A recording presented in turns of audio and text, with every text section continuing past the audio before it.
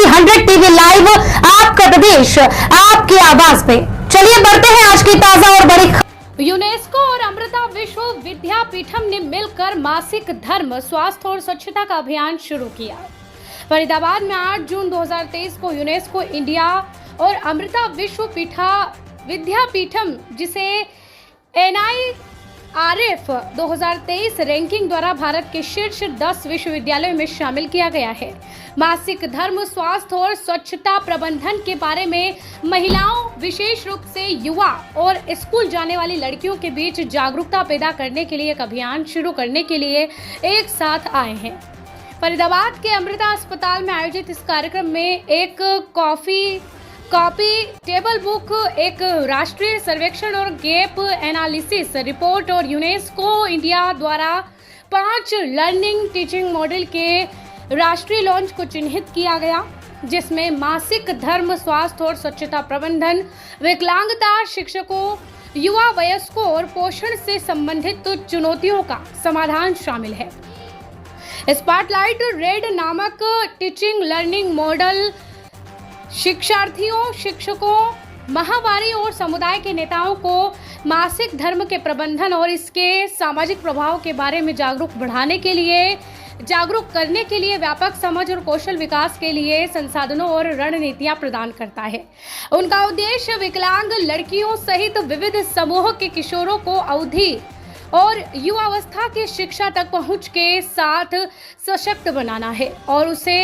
उन्हें अपनी शिक्षा जारी रखने में मदद करने के लिए स्कूल, राज्य और राष्ट्रीय स्तर पर हस्तक्षेप के साथ एक सहायक वातावरण बनाना है।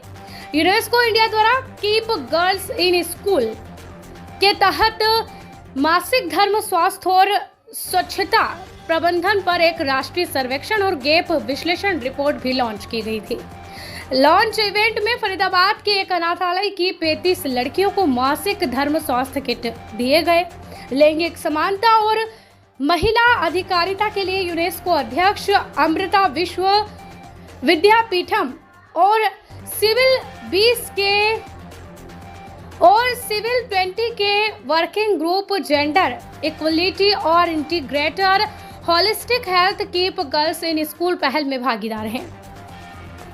इवेंट में यूनेस्को ने लघु फिल्मों की एक श्रृंखला के साथ एक सर्वेक्षण और अंतराल विश्लेषण रिपोर्ट भी प्रस्तुत की, जिसमें मासिक धर्म, स्वास्थ्य और स्वच्छता प्रबंधन के विभिन्न पहलुओं पर प्रकाश डाला गया, जिसमें भारत भर के 7 राज्यों के इस महत्वपूर्ण विषय के विविध अनुभवों और दृष्टिकोणों पर प्रकाश डाला गया। इसे प्राइड ऑफ पीरियड एंथम द्वारा पूरक किया गया था, जिसका उद्देश्य पीरियड्स से संबंधित बाधाओं और कलंक को खत्म करना और सभी मासिक धर्म के लिए एक उज्जवल भविष्य बनाना था। अमृता हॉस्पिटल में एक खास तौर से बेटियों की सेहत को विशेष तौर से तो जो एक मंथली पीरियड्स होते हैं उसके हेल्थ और हाइजीन को लेकर एक वेल अवेयरनेस का प्रोग्राम था और पूरी टीम के द्वारा बहुत अच्छे तरीके से मैनेज किया गया और एक डॉक्यूमेंट्री भी दिखाई गई जो लगभग 10 से 12 मिनट की और देश के विभिन्न हिस्सों से कैप्चर की गई और लग रहा था कि उसे बनाने में भी जो टाइम इन्वेस्टमेंट है, मैं मानती हूँ कि 200 से ज़्यादा घंटे लगे होंगे और लोगों तक पहुँचे होंगे। तो जहाँ हम लोग बेटियों को हर तरीके से सशक्त करने की बात करते हैं, आदरणीय नरेंद्र भाई मोदी जी जो हमारे प्रधानमंत्री हैं, उन्होंने बेटी बचाओ बेटी बढ़ाओ का कार्यक्रम तो हरियाणा की पानीपत की धरती से शुरुआत करी थी। तो मैं सोचती हूँ कि ये कार्यक्रम जो है कहीं ना कहीं उसको और मजबूती देता है और हर तरफ, चाहे हमारे स्कूल्स हैं, स्लम्स हैं या हमारे मिडिल क्लास फैमिलीज हैं या हायर इकोनॉमिक रेंज के भी लोग हैं, महिलाओं की हर जगह अपने अपने प्रकार की हेल्थ को लेकर के इश्यूज रहते हैं और जिस तरीके से आज इन्होंने दिखाया और बताया, मैं सोचती हूँ कि एक बहुत ही कमज़ोर वर्ग से लेकर के ऊपर तक इन बातों को पहुँचाने में, समझने में आसानी होगी। और इन्होंने एक यूनेस्को के माध्यम से आज एक बुक भी रिलीज़ करी जिसमें इन्होंने बहुत सारी सजेशंस और बहुत सारा जो इन्होंने काम किया उसके बारे में विवरण इन्होंने दिया तो जितना हम आगे बढ़ेंगे स्वास्थ्य को लेकर के, उतना भारत जो है मैं सोचती हूँ स्वस्थ रहे। तो एक इस भावना के साथ मैं विधायिका जी, एक महत्वपूर्ण सवाल, इस तरह के बड़े आयोजन जो सामाजिक तौर पर जो आयोजन है, ये प्राइवेट हॉस्पिटल्स में देखने को ही क्यों मिलते हैं, सरकारी अस्पतालों में क्यों नहीं होते? सबसे बड़ी बात ये है कि जो हमारे सरकारी हॉस्पिटल है, यदि अगर आप आज जाकर के भी देखेंगे तो आपको सरकारी हॉस्पिटल में पाँव रखने की जगह नहीं मिलती। हमारा पीके हॉस्पिटल है जो कि बड़कर विधानसभा में ही है, और मैं कभी कभी, हमेशा नहीं पर कभी कभी,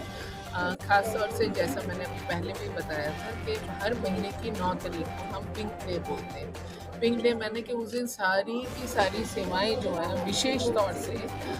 महिलाओं के लिए होती हैं, और जो लोग पहुंच नहीं पाते हैं तो वो स्लम्स में, या अगर बीमार ज़्यादा है तो उनके घर तक भी टीम पहुंचती है। तो जो ये व्यवस्थाएं हैं वहाँ पर संख्या इतनी होती है कि इसको कर पाना थोड़ा मुश्किल है। और दूसरी बात मैं कहती हूँ कि जब हमारे सरकारी हॉस्पिटल्स में अगर हमें पेशेंट्स की संख्या ज़्यादा मिलती है तो कोई भी व्यक्ति बिना सुविधा के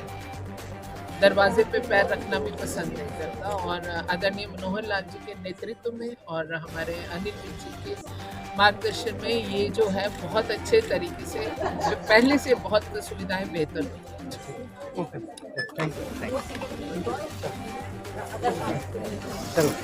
Great. Teaching learning modules on menstrual health and hygiene management हमने यूनेस्को ने, प्रॉक्टर एंड गैम्बल ने जो बनाया है वो इस पर्पस से बनाया है कि ये जो एक प्रथा चली आ रही है जिसमें कि हम इसको एक फर्स्ट मानते हैं, हम इसके बारे में बात करना नहीं पसंद करते हैं। हमारा एक कहना है कि सिर्फ और सिर्फ शिक्षा के माध्यम से हम इसको बदल सकते हैं, और इसी वजह से हमने ये टीचिंग लर्निंग मॉड्यूल्स बनाए हैं। और हम चाहते हैं कि ये एक हर बच्चे की, हर नारी की, हर लड़की की, हर मेंस्ट्रुएटर की आवाज़ बने, और हम इस बदलाव को एक तरीके से रेवोल्यूशन की तरह लाएं कि अब हमारा देश, हमारी लड़कियां जो डिसेबल्ड हैं, हमारी लड़कियां जो स्कूल नहीं जा पाती हैं 5-5 दिन, वो अब इससे आगे बढ़ पाएं। और ये जो 5 मॉड्यूल्स हैं ये वही बातें बताते हैं कि शिक्षा के द्वारा, न्यूट्रिशन के द्वारा, अच्छे हेल्थ और हाइजीन के द्वारा हम अपनी इस एज ओल्ड प्रथा जो है उसको बदल पाएं, और हर एक नारी, हर एक लड़की को हम आगे बढ़ा पाएं। और वो मेंस्ट्रुएटर्स जो लड़कियां नहीं हैं, जो मेंस्ट्रुएट करते हैं, वो भी इस दायरे में एक तरीके से शर्मसार रह के ना रहें, वो भी एक हमारी ही सोसाइटी का हिस्सा बन के रहें। और ये वजह है जो हमने ये